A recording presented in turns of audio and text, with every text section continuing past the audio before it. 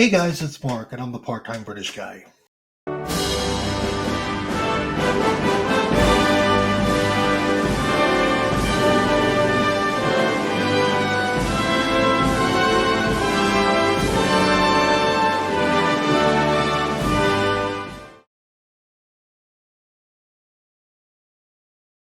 Okay, George Pravda. Now, I really hope I'm pronouncing this actor's name correctly. He was in the movie Thunderball, and after all the times that I've watched Thunderball, it kind of dawned on me. It's like, wait a second, this is like the most useless character in the film. So let me give you an example, okay? I'm going to play something real quick and see what you think. And you'll be flying a Vulcan at an altitude of 45,000 feet, armed with 2 atomic bombs, MOS type. Fuses as usual in the white security box. That's one statement. Let the audience know, if they were really paying attention, that, yeah, they were flying a Vulcan, they were going to cruise at 45,000 feet, but the fuse for the 2 atomic bombs were going to be in this white security box. And to me, it was like, okay, why do we even need to know that? Poor George, look at his poor screen time. You know, he's got time, he's got time in front of the camera, but a lot of times he doesn't say anything. Just standing there, still standing there, still standing there. And that's kind of the thing. When it gets to the point where Largo has to kill the co-pilot, the guy who kind of tried to betray Spectre and said, hey, if you need me, I want more money. So in this particular scene, bingo, there's the white security box. And again, like if you look at it, and I'm like, that does not look very watertight. Forget about the fact that this other guy is drowning. We're actually talking about this quote unquote fuse box. The problem that I have, although, they make sure that, all right, Largo's got the box in hand, and he sees his bombs, which is what he wants. He wants 2 atomic bombs. Poor George is given like next to no lines. You goods, are you pleased with your new toys? Some new safety device, a secret control. What can they have that the great Ladislav Kutz cannot have? Life was much simpler in my Warsaw laboratory. So, okay, there's some dialogue. He's got the fuse. He's trying to figure it out. It obviously has some sort of safety mechanism to it, some sort of secret control. But he's a scientist, so he'll be able to figure it out. So that's kind of the cool thing. In the rest of the movie, he doesn't do anything with the secret device. He doesn't do anything with his fuse or whatever. You see him walking. He's got very little dialogue. He either walks into a scene or walks out of a scene or just stands there. Largo told you to be careful. She's dead.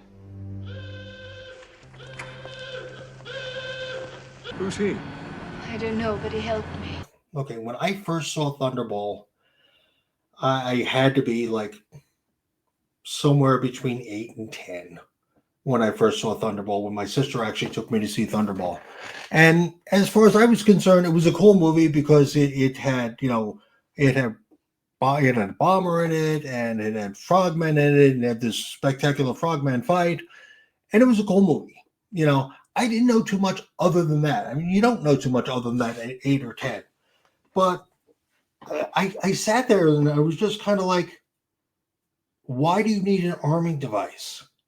Generally what would happen is, you flip a switch and that's all there is to it. But then it dawned on me, I was thinking about this and I was like, Thunderball was done in 1965. At which point, World War II was only over for 20 years.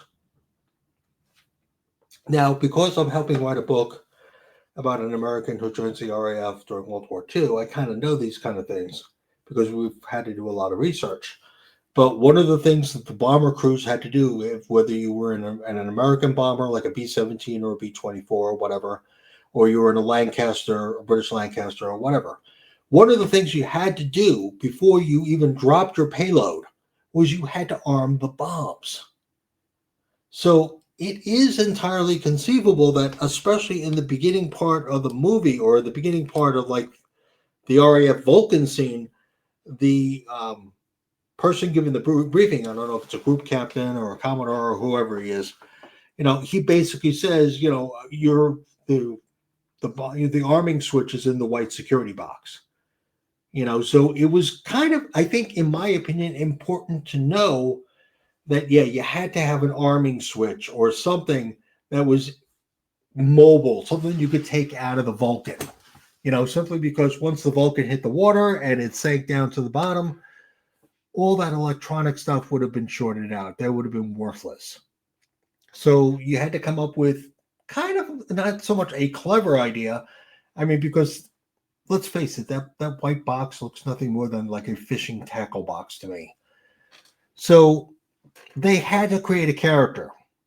And George Pravda, gets the part as the Warsaw scientist, as the Polish scientist who's going to like figure out how to like work the fuse, because there's some sort of secret, secret security, secret safety device. And that was kind of the thing, because if you think of it nowadays, it's kind of like, what the hell do you need a security device for? You flip a switch, and the bombs are armed. So I felt bad because,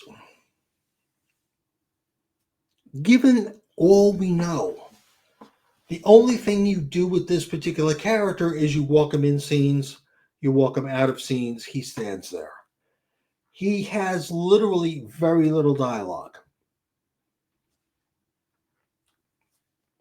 And the problem is that screen time wise, he's only in the movie for maybe 2.5 minutes. And of those 2.5 minutes, most of it is like him not saying anything. So anyway, what do you guys think? Leave a comment. Let me know. I'm really, really curious as to how you perceive this. Was this particular actor kind of given the shaft? It's like, hey, we're going to put you in a Bond movie, because we've had Dr. No, and we've had from, I think it was Goldfinger was the next one, and then Thunderball. I think Thunderball was the third or fourth installment.